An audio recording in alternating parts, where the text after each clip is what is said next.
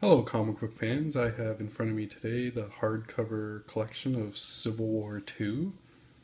I actually really enjoyed this story, and there's inside the Just jacket on the front. Here it is on the back.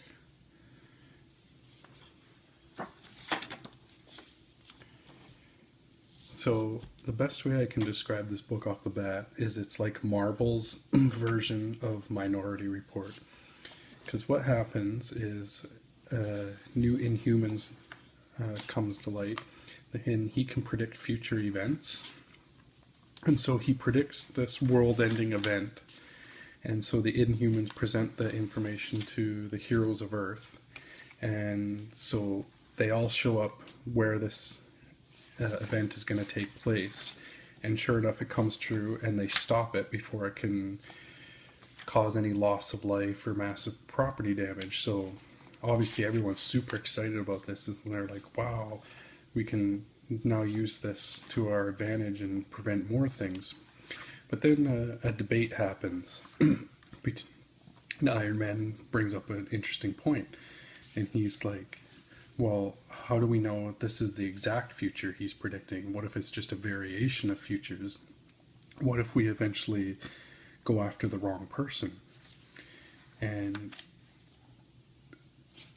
Captain Marvel, the leader of the Ultimates, doesn't see it that way, and so she continues to use the information from the Inhumans, and eventually it gets someone killed, and that really triggers off Tony, and so that's where the conflict really starts.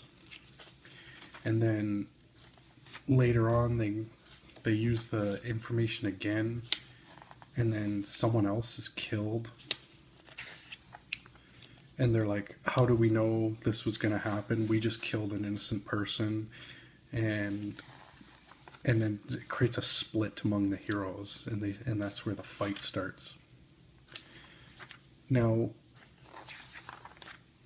one of the odd things I found about this book was at the beginning you see all the heroes, like you see Peter Parker's Spider-Man, you see Logan's Wolverine, and they just kind of like disappear at halfway through the book, and they're not part of the big fight between the heroes, which is kind of weird. A bunch of heroes are like that, and then it really focuses a lot more on the newer people in the Marvel universe, which is, I don't know, it just felt odd. And there's also another odd thing where something big happens with She-Hulk, and then some information gets presented to her, and it just sets her off, but it goes nowhere. Like, they do nothing with it. And you see her get all pissed off, her eyes turn green, and like bright green, and she's like, they just don't do anything with it. Like, she just never appears in the book again. It's like, well, why did they even bother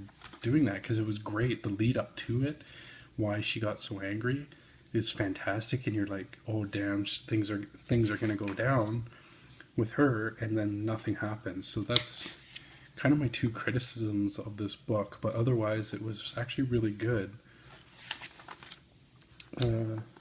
There's a lot of focus on Miles Morales Spider-Man in this one, which I've actually grown to really like that character a lot.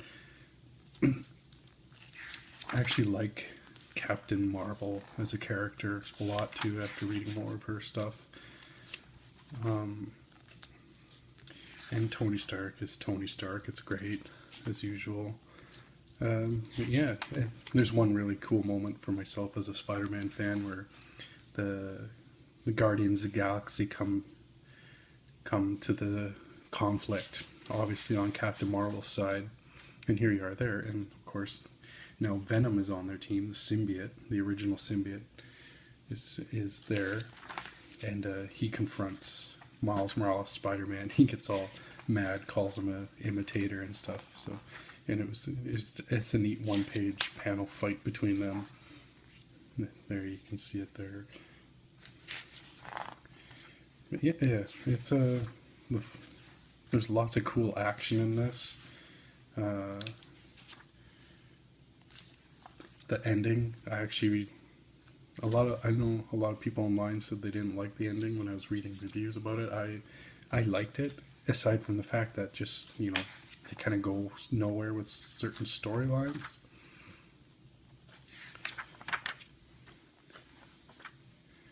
But yeah, overall, this is a good read. I'm not sure if I like it as much as the Secret Wars one, the one that led up to the this new universe. That was a little more emotionally charged, and I felt more invested in it. Maybe it's just because this features heavily on a lot of new characters I don't know too much about, where Secret Wars was all about the characters I grew up with. But here's like here's kind of like a preview in this book of a possible future that the Inhuman sees of the new Marvel event series, The Monsters Unleashed, where the Marvel heroes are fighting giant monsters. So that's kind of cool. Yeah, this is. Other than that, this book has just a lot. There's a man. They sure put out a lot of different covers for this, and that collects them all in here. Different covers for all the different issues. I like these old ones. These old kind of like boxing type posters of characters fighting who, but which is some of them are a little deceiving because like you don't see some of these characters fight each other that are on these posters, which is kind of odd, but they're still really cool looking pieces.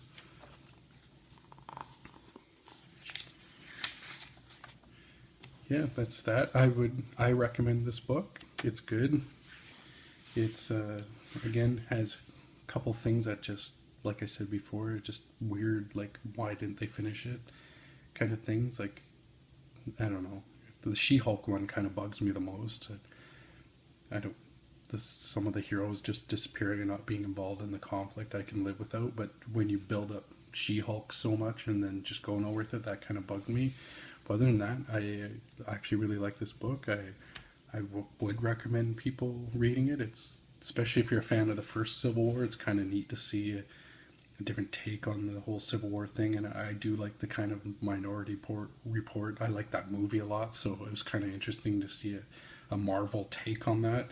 So, yeah, I like this book and I recommend it. So, thanks for watching my video, everyone.